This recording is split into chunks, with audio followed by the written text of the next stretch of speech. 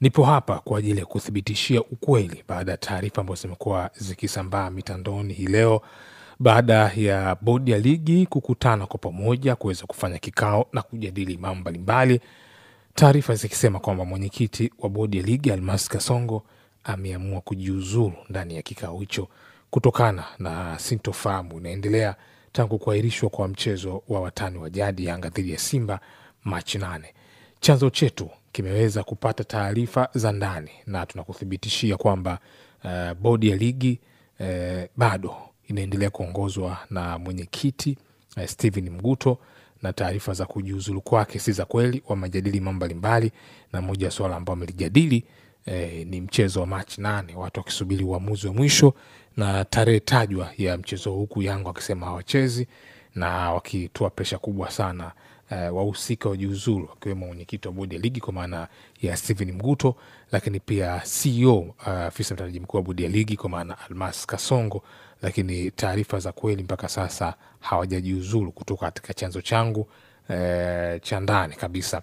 Na tunakumbuka bodi ya ligi ilitaja sababu kuahirisha mchezo huu ni kutumia kanuni ya 34 mabano 1-3 kuhusu dharura, lakini hapa ndio ambapo pameleta mkanganyiko, na tunasubiri bodi ya ligi itavyotoa taarifa kwa umma itakuwa na muktadha gani, kwa sababu katika kanuni ya 34 ya kuahirisha mchezo unaweza kuahirishwa kutokana na sababu yoyote kati ya zifuatazo: endapo timu ya taifa ina mchezo, endapo timu inashiriki katika mashindano ya kimataifa, ina muda usipungua siku zaidi ya 3 hadi 5 katika mashindano, lakini wao walitumia hii 1-3 sababu za dharura au na yenye msingi itakayokubaliwa na TFF.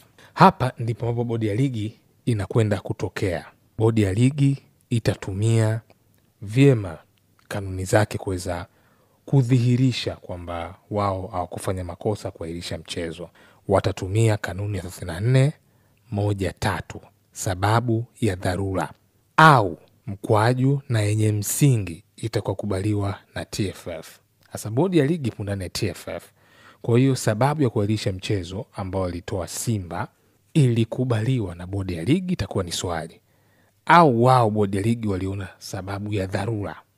Sababu wanaendesha mchezo wanaweza kuona sababu ya dharura, na klabu ndio wanaweza kutoa yenye msingi ambayo itakubaliwa na TFF, au sababu ya dharura pia itakubaliwa na TFF. Kwenye hizi sheria lazima uwe makini. Na ukienda katika kanuni ya 34 kifungu cha pili, wanasema mchezo ulioahirishwa chini ya kanuni ya 34 1-1-3 utapangwa tena katika tarehe itakayoamuliwa na bodi ya ligi. Huo ni mchezo ambao utaamuliwa na sababu ya dharura au mkwaju na yenye msingi utakakubaliwa na TFF.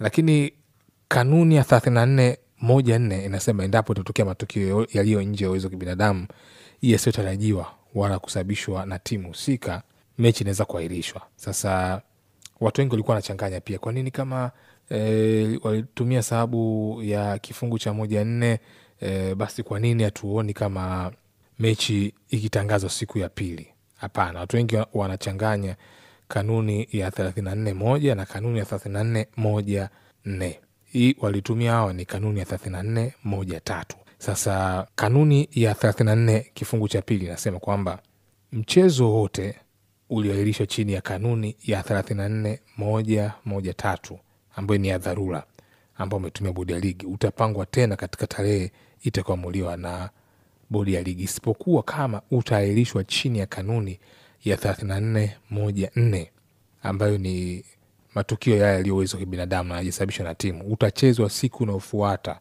Yani kama mvua ilizidi siku hiyo, mechi inaweza kapigwa hata asubuhi kama ilizia mataa, ni sababu ambayo, au muda mwingine kutokana na labda kuna matatizo ya hafla ambayo imetokea. Kwa hiyo kwa asilimia kubwa sana mechi ya marudiano kwa upande wa bodi ya ligi msimamo hujabadilika, iko pale pale. Ambacho kinasubiriwa ni taarifa kwa umma, ingawa tunafahamu hili jambo linagusa maslahi mapana ya soka letu. Kwa hiyo lazima kwenye uamuzi, lazima uamuzi uwe mkubwa sana, lazima uamuzi ambao umekaa kipekee, kwa maana utafuata kanuni, lakini pia utaweza kuelewesha watu wakaelewa, kwa sababu kanuni zinachanganya. Ukisema sababu ya dharura lazima ueleze, na bodi ya ligi itaenda kusema sababu ya dharura ilikuwa ni sababu ya usalama. Usalama kivipi? Wao wana kamati zao ambazo zinafahamu masuala ya usalama, na kuna viongozi wa usalama wa masuala ya mpira miguu ambao wanafahamika kutoka jeshi la polisi. Kwa hiyo kwa kushirikiana na kamishna wanaweza kuja na sababu za msingi ambazo bodi wamezipokea, na ndio maana bodi imeonekana kuwa haiyumbi kwenye wakati huu kwa kujaribu labda kuzungumza lugha nyingine. Lugha yao imekuwa ni moja tu, tofauti na hata wanayanga ambavyo wanahitaji kusikia, kwa sababu wanayanga wanatamani kuona tamko ambalo litaweza kuwapoza, kwa maana kwanza bodi waseme walikosea, lakini pia kuna namna itumike ya kuweza kuwashawishi labda kucheza mchezo. Lakini bodi wao wakitumia sababu za kiusalama, watu wengi watasubiria kuweza kuona watazungumza kivipi, usalama ulihatarishwa vipi, maana tukio litokea siku moja kabla, walipata taarifa gani kwamba siku ya mechi inaweza kutokea matukio mengine mabaya, labda akasababisha madhara zaidi. Ndio maana bodi katika taarifa yake walisema waliangalia hasara ya kuahirisha mechi, lakini wakagundua kuna hasara kubwa zaidi kama mechi itachezwa. Kwa hiyo waliangalia kwa pande zote mbili.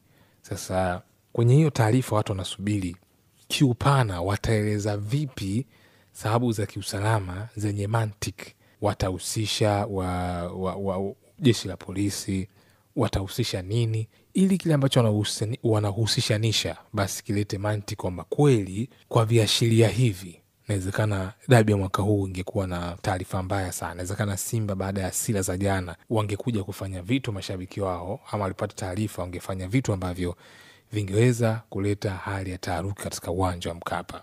Kwa hiyo ni taarifa ya bodi ya ligi, hawajatoa rasmi, lakini chanzo changu kimeniambia kwamba wana kanuni ambazo wanaamini hazikueleweka vizuri, lakini wao zinawapa mamlaka ya kuweza kuahirisha mechi, na sababu ya mechi kuahirishwa lazima iwe na msingi, na ambao wanaangalia msingi ni shirikisho la soka Tanzania TFF na sio club. Club inaweza kuhoji, lakini wao ndio wanaangalia. Sasa ndio tunatafakari wataposema sababu za kiusalama kwa hoja zipi, ndio ambayo tunasubiri hivi sasa. Endelea kusubscribe, lakini pia kucomment.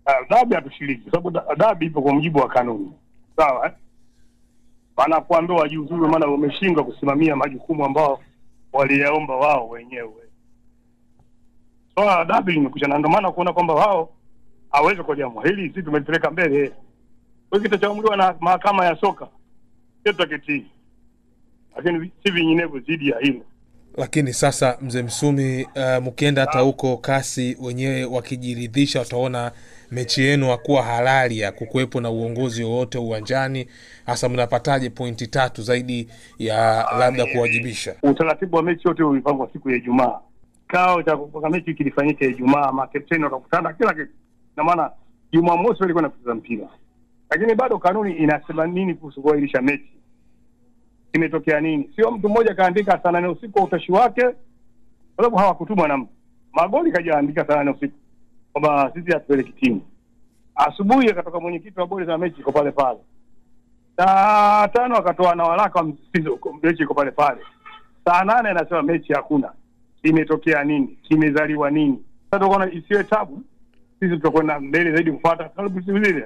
Matokeo yake unasikia wangekuja kwetu ukae busara na babake hekima hayupo tena. Unataka kanuni ziheshimiwe, sheria zifuatwe. Lakini Mzee Msumi, sasa ukiangalia kwa upana ili swala ni kwamba Simba waliandika barua kwamba hawatashiriki mchezo mpaka masuala yao yatapojibiwa na bodi ya ligi, na bodi ya ligi wakajibu masuala kadhaa. Kwa hiyo hakuna uhakika kama Simba wangegomea mchezo. Inawezekana wangeenda uwanjani, lakini bodi ya ligi ilihairisha mechi. Kwa hiyo Simba nao wanaweza kudai kazi kwamba sisi hatukwenda kwa sababu bodi ya ligi ilihairisha mechi. Wote mwandishi aulize swali, lakini mimi nataka twende na ndio so fupi tu. Sawa? Naam. Wewe ulishamwona wapi hakimu akatoa hukumu kabla hajaletewa kesi? Saa 72 hiyo ndio inakaa. Lakini kama masaa 72 haiwezi kutoa hukumu kabla tukio halijafanyika. Maana nikasema sina ushahidi huo, lakini kwenye mtandao aliandika tu kwamba sisi tutapeleka timu. Asubuhi Mguto akatamka kwa kauli yake kujua na vyombo kwamba mechi iko pale pale. Saa 5 wakatoa waraka, saa 8 unasema mechi hakuna. Hapa sasa tufuatilie ili kuondokana sitofahamu. Yanga walifuata taratibu zile zile, wakawaandikia hao bodi ya ligi wa masaa 72 wajibu. Barua Yanga hawajajibu, Yanga wakaenda kushtaki mahakamani. Leo wanasema wao kwa adabu sana hekima. Kwani wanafanya haya walikuwa hawajui? Inakuja mbele zaidi, rais mwenye zamana anakuja anakurupuka. Anasema mimi sishiwi, siogopi, msitanie, mimi mpira wangu. Nendeni mkacheze sinema. Wewe uone anawakosea adabu wa Tanzania. Lakini sasa sisi hatuhitaji vurugu na mihemko. Na ndio maana